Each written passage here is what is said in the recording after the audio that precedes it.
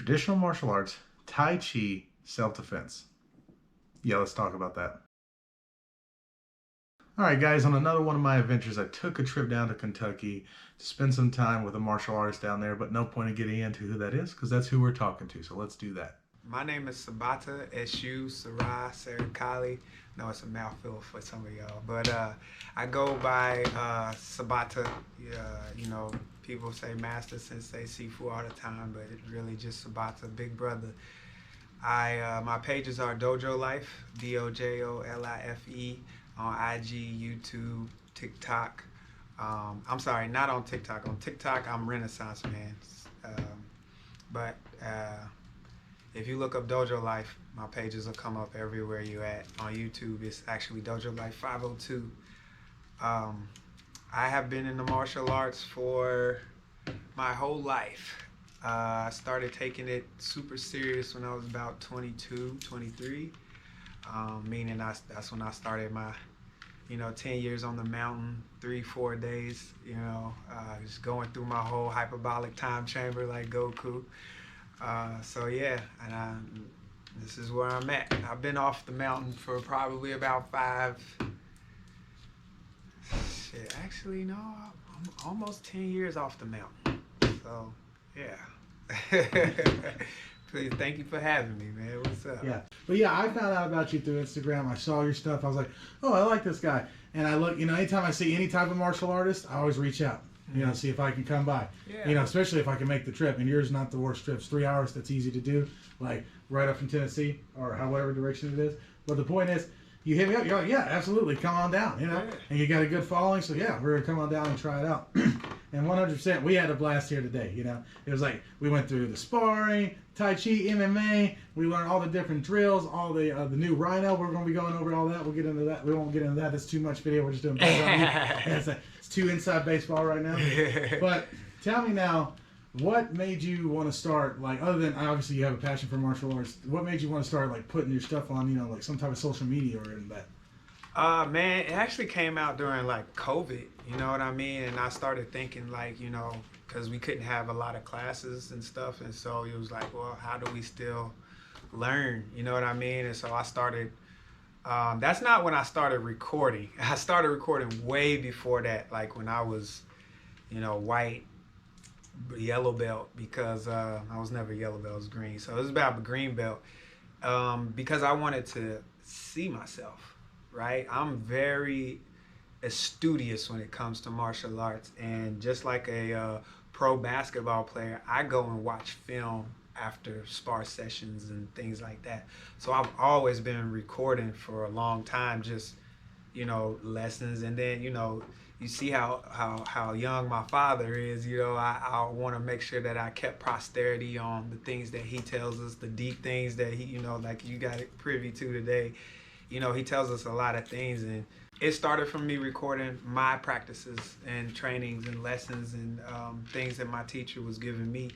And so during COVID, a lot of gyms and things had to shut down. So I was thinking, like, how could I make this digital? How could we still have class? And it is very hard because, as a martial artist, like a lot of this is hands-on, and so, but I've always been creative in teaching. So it's just like, if I can figure out what the parameters are, then I can figure out how to be creative in the goals that we need with it. So, that's when I started my Patreon during COVID, like 2020. And I only had about, I had a nice following. Started out about 25 people like the week of, I wasn't consistent with it because it was still new. Like, how do I make this digital? How do I turn these lessons digital to where they can actually pick up on, what to do? And so during the revamp time, I wasn't posting a lot, lost some subscribers. And then I was working for the mayor's office and last 2 years, and I had an epiphany that, I need to go harder on my businesses and stuff like that, because I have a lot of entrepreneurial things that I had going, a security company, the dojo, amongst some other things. And so it was like, I put into a lot into my community, because I'm also, I'm also a co-chair of the Kentucky Alliance Against Racial and Political Oppression. I was the president of the Black Panther, Revolutionary Black Panther Party here. Also the Minister of Defense for the last 5 years, 10 years, and that's during the Breonna Taylor protests, right? So I had a lot of real experience, I actually think about writing a book about some of the things that I had to do with my martial arts during that protest, So, during that time, it was still trying to just figure out how do I make this digital and make it not just sustainable, but valuable to people who are subscribing to it digitally. And so I got more creative with the lessons. I've always been a good teacher, and as you can see, my father, he still teaches me how to teach, right? And he's a great teacher, been doing it for 60, 70 plus years. So, as I got better, after taking that break, I was still recording. I never stopped recording. But then I started to change how I put what type of videos up, right? I started really just being like, shortening up the lesson, trying to make it quick. And honestly, bro, I could not tell you what made it go viral, in the ways that it did and is still doing. I ask people all the time, like, what is it about my videos that's like, making me go viral? You get 200K followers in less than a month. That's crazy, so. Yeah. And I still don't know what it is, but I just know, like the video that went viral, I tell my friends all the time, like, if you had asked me, I'm going to guarantee you go viral, give me 10 of your best videos, that video would not have been in the top 100. Yeah, right, yeah. You can't tell which one's going to go. Yeah. Never know, and I was just putting stuff out. I wasn't putting it out to go viral or do anything. I was really just kind of promoting the Patreon and to do it for a lot of people come in and then they have to miss class for certain amounts of time and then come back. And so it was more of that, like, check these out while you gone and come back and, we'll clean them up. And so, like the first video was a push hands. It was a basic push hands video that went viral on Facebook. And I didn't do anything but like, this is how you receive, you push, you receive and push. And that joint went crazy. So I still don't know. But what I've gotten is that, people like to learn from me because I like to be practical and keep it real in the lessons that I got, which, my Sifu taught me. When I did that, he kept everything very practical, very real. He had over, 40 years of experience in martial arts that, he kind of condensed and gave to me in 10. You know what I mean? So there's still lessons I'm learning from him. Yeah. As he transitioned 10 years ago. Yeah. So yeah. Yeah. No, I get that. I think that is something in there, is that you do, like that's what I got out of it. That's one of the reasons I liked it, was I saw your thing. I was always like, yeah, this guy likes what he does. It's like, there's lots of people that are good at what they do, and there's lots of people that aren't good at what they do, but they're passionate. But it's like when you find someone who's like clearly has done this, clearly knows what he's doing, and has a real passion, but like a passion that comes through. Everyone can be passionate, but it's like you feel the love when you're teaching. You want people to know these type of things.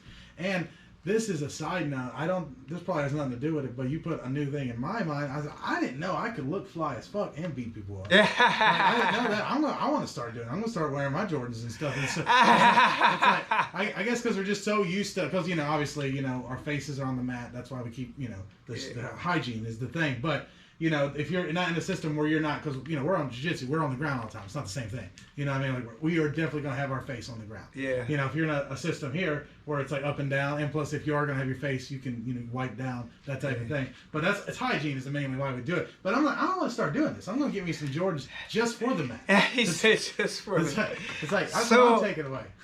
Contrary to what people believe, I don't wear shoes on the mat. Yeah.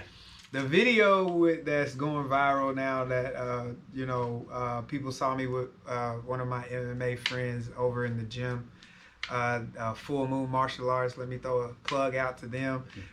Chuck Disming and the whole team over there. His gym is so big that, like there's a portion that's matted. And then, he has boxing and then he has a karate thing. Yeah. And so we were actually just chilling in the unmatted area, me, him, and some other visiting teachers, when the guy came over and was like, I've been watching your videos, can I get a picture? And I was like, yeah, cool, I watched your class, can we do a video? You know, he was like, I'd love to. And so that's how that whole transpired. And then also, Stu, sometimes people don't understand, like, you know, coming from the different arts that we come from. So you saw how, like, when we came in and we were on the mat and we're sparring, of course, shoes off, right? But then when we switched over to Tai Chi, you put the mat up, it was like, put your shoes on, you know what I mean? Because there's different, you know, in Tai Chi, you train with your shoes on, right? And so sometimes, you know, I've always cross-trained, internal and external. I started in Shotokan and Tai Chi at the same time and was doing these 3 a days, you know what I mean? And so it was always a different custom from here to there, from here to there. And so now my custom is kind of like, you know, well, people easy breezy. That have that weird view about shoes on off the mat. Those are people that have only done jiu-jitsu or something. Like, you know, it's like, and like they don't understand. And like, and in some arts, you know, the masters and grandmasters are allowed to have their shoes on the mat. Yeah, you know, and but mostly, like, as far as jiu-jitsu schools go, it has only to do with hygiene and glass and, like, you know, safety. It's the same way here, But it's like, but you watch the mat supposed to watch the mat every night. Right, I don't know, you nasty motherfuckers ain't watching your mat. But it's just like one of those things, like, if you're in the martial art, if you're really in the martial arts world, you wouldn't even say something like that because you would understand. You know, it's like, so those are just new guys at jiu-jitsu probably. It's like, you know, they're like, I get a lot of those. You know? Oh, people always say that. That's like, that's why I don't bother with like anything of like. Don't get me wrong. I am all about like if a guy doesn't know what he's talking about, blah blah. But I leave it up to the human to just figure that out. And you know, it's like, you know. And I don't know where everybody comes from too. You know, so where you come from, there may be a thing. You know, so exactly. It's a whole thing. But I do try to keep the custom. Like if I came to your gym and it was like, hey, shoes off at the door, cool. Shoes off at the door, let's roll. You know, customs are all of that. But like just like there's guys in our class. You know, they grew up wrestling. They love jiu-jitsu, but they don't like not wearing shoes, so they have wrestling shoes. Yeah. And you wear those only on the mat. So there's no... But I'm thinking about taking that approach with some Jordans because it's I would love some sparring J's. That's what you're going to have to get. Hey, Nike. Shout out Nike. Hey, MJ, let me be your first MMA shoe. Yes, let me be that. Let me be first team Air Jordan MMA fighter. I would love that's my new thing I'm going to start doing. Is like I didn't know we could look cool and do both at the same time. It's like, so that's the biggest thing so far that I've taken. But yeah, so while I still got you here, we got a little bit of time. Tell me now, one, have you competed in any type of things? Like it could be anything. You compete in any type of combat sports? We compete all the time. I'm talking you specifically. I compete all the time. Me and my kids, we compete because usually when they compete, I compete. Unless it's a lot of them, then I'm usually coaching more than competing. That's hard. But I compete. My last tournament was January, February, one of them, like early February, late January. I did point sparring, which I came up in. I started competing in point sparring. I also started in BJJ tournaments, and then graduated to doing other things, Tai Chi tournaments. My last tournament, I did the point sparring, won that. Did the MMA, or they called it freestyle jiu-jitsu, won that. I have no problem with tournaments. I don't do too many of them. I just do it because, like, you know, one, I do it because I want the kids to see me compete. Because, you know, as I'm coaching, I don't like to be the coach that or the teacher that says, you know, you never seen them do it. You know what I mean? I do it too. Yeah. I compete because they still compete. Well, I compete, but also, I do like it. It's not a bad thing, but you know, I really have to turn down to compete. And that's not always fun to me. You know what I mean? I gotta limit my weapons. You know, like in the last freestyle jiu-jitsu tournament, we couldn't throw elbows and things of that nature. And then, you know, some things that are my habit, like you grab me, these eyes are right here, you know, this, you know, so I have to turn that off. So sometimes, you know, competing, I'm just like, I'm cool today, you know, but other days, you know, or when I got the kids with me, I'm definitely, want them to see how it's done. The things I'm teaching you, this is how it comes off. I want you to see, how to take a hit too. He got me with a good one. Bam, okay, good. I'm still in it. Same way I yell at you to still be in it. Right. You know what I mean? So, 100%. that's why I compete. But doing the things that I do, I get plenty of experience. Oh yeah, no, experience is in one the thing, streets. yeah. I run in a security firm. Most of my brothers do security, so a lot of times I go sit with them at their jobs, at the club, at the parties, and I'm part of the team. So, we get into action, there's action. I've been running my own security firm for pre-COVID for at least 2013, 2015. So dang, 10 years. Dang, time passes by fast, bro. So at least 10 years I've been running my own security. Yeah. So, throughout the, like I said, Black Panther, I'm in the community a lot. So a lot of my stuff doesn't get recorded. Well, yeah. But you don't want to either. I definitely compete. I definitely pressure test my shit. Well, that's a good thing to do. And the one reason I ask is because I always have this question, and it's all different levels. It doesn't, I've interviewed, one of our coaches, Sam Alvey. He fought in the UFC for 10 years. He's right now karate combat double champ, heavyweight, light heavyweight. Okay. It's like, I'm gonna have to check him out. Oh yeah, check him out. He had a great time. He was good in the UFC. What do you call it? Like I said, double champ right now, karate combat, light and heavyweight champion. But I've been thinking about karate combat too. Oh, dude, I'm telling you. I've been like, man, I might go in. You should do it. You should do it. It's amazing. Great sport. But that interests me because I've competed and it's the same thing. Do you have like a routine that you do before your the minutes?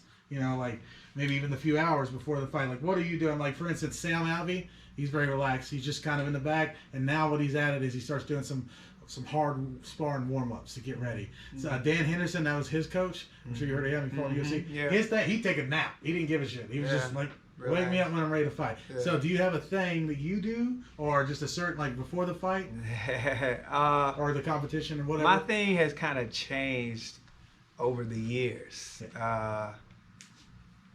Right now, I usually stretch. So my outside of a fight camp, if I know we're doing tournament or some stuff, we usually, because we have a season of tournaments, so usually we have like a camp week, a couple months of camp that we're going through. But to warm up for a fight, man, I'm usually listening to music, stretching, relaxing. If he's warming up, I'm probably watching. But usually that's what I'm doing. I'm usually just stretching, listening to music, just so I can stay loose. I don't do hard sparring. I might go through some motions, just to get, the blood flowing, get the legs loose, get the hands loose.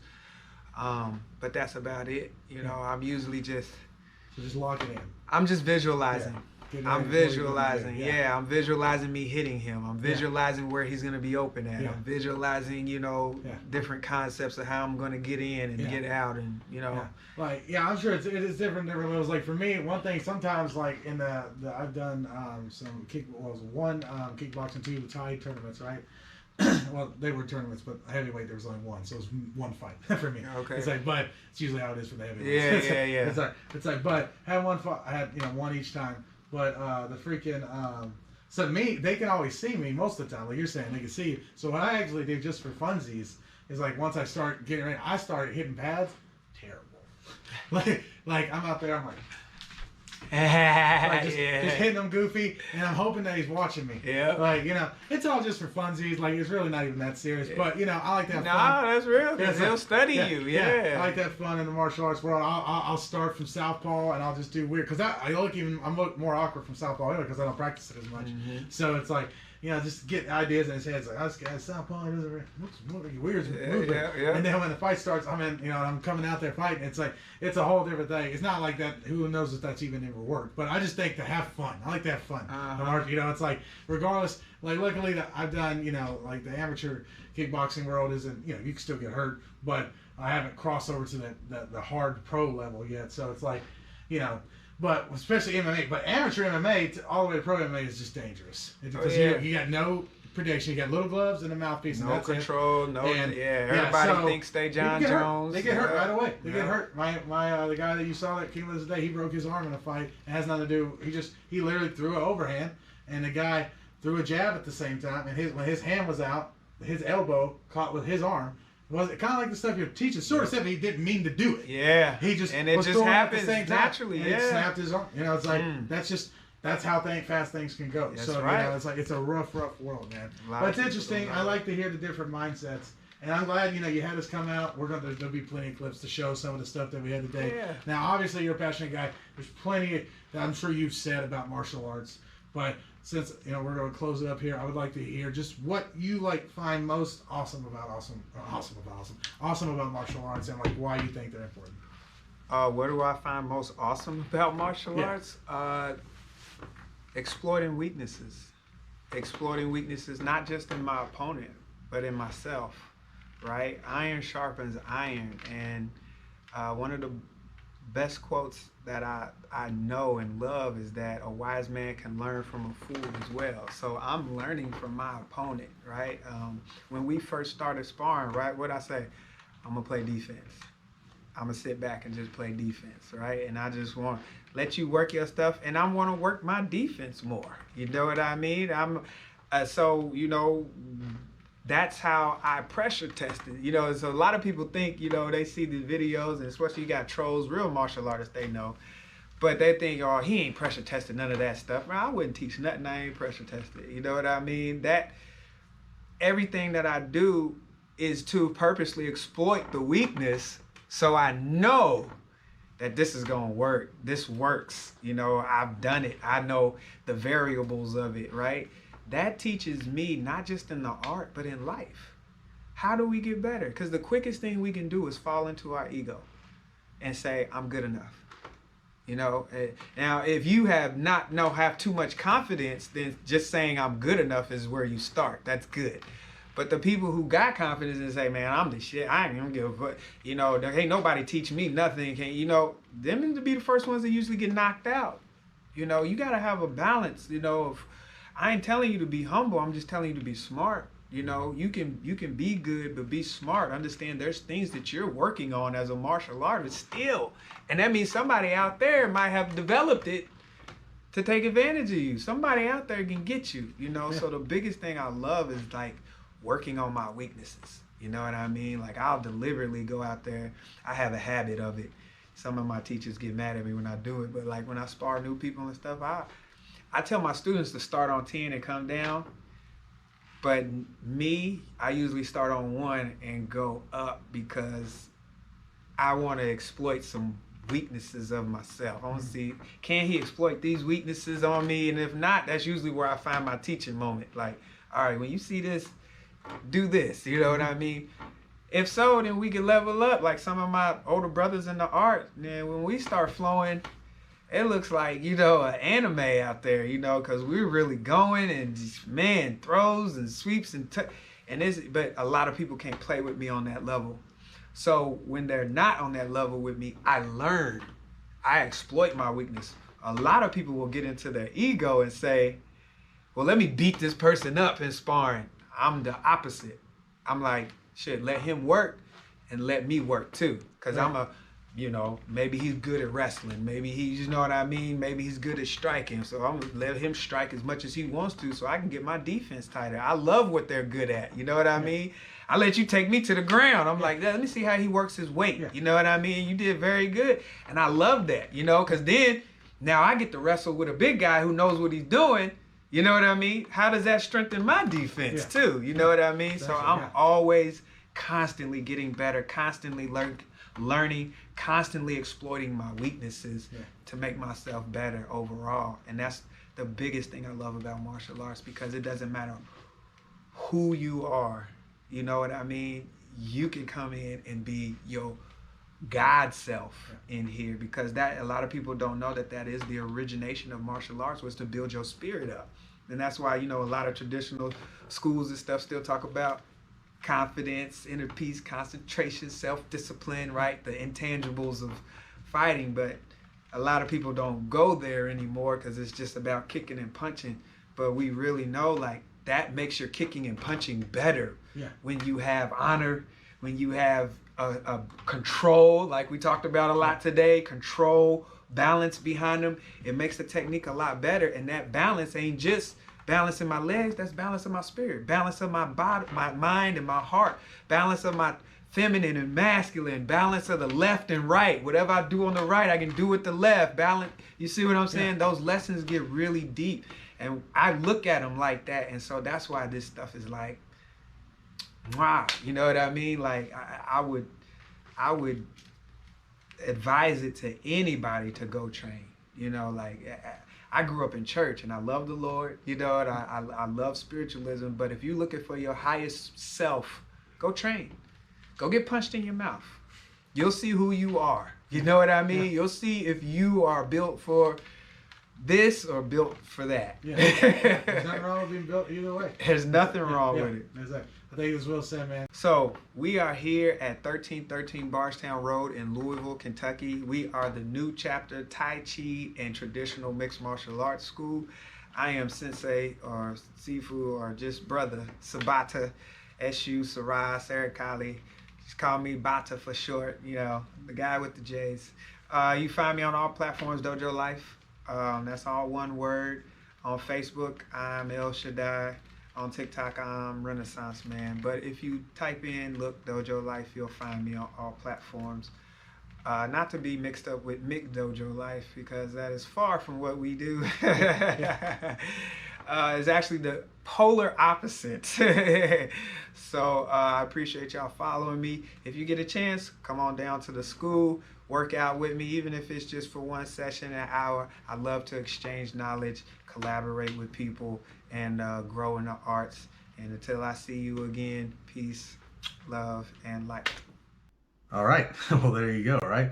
Sabata was a super nice guy. I met him on Instagram. I saw his stuff, started following him, started talking to him. Next thing you knew, I'm up in Kentucky doing the thing, doing the Tai Chi. We tried all kinds of cool stuff with him. He gave us a tour around the gym, showed us everything, gave us the history, how long they've been there. It was a completely amazing thing, as you saw from a little bit of the clips. We're going to get more and more into that. But guys, this is why I love trying martial arts. This is why I love going to different places. And I allow these, when I meet these different people on Instagram, whatever, I shout out a lot of people. I talk to a lot of them. They don't always hit me up. This guy was nice enough to let me come down, get some work in with his guys, give me an interview. And to that, I'm very thankful and grateful. And guys, that's exactly why I travel around and I try to do different things with different people. I hit people up all the time on Instagram, and this guy was nice enough to hit me up and let me come down and try. We learned a lot about him. We learned a lot about the history, and we learned a lot about the different martial arts and stuff that I haven't, been a part of. These guys have been doing them for a long time. It's just really interesting to hear their takes and learn their backgrounds and everything, which obviously is why we do this. But guys, yeah, we got more to come, more interviews, more trying different martial arts all over. Please subscribe, share, comment, all that good stuff. Also, don't forget to check out my Patreon if you want to help support. But as far as it goes, that's about it, guys, until the next adventure, right? Thanks a lot.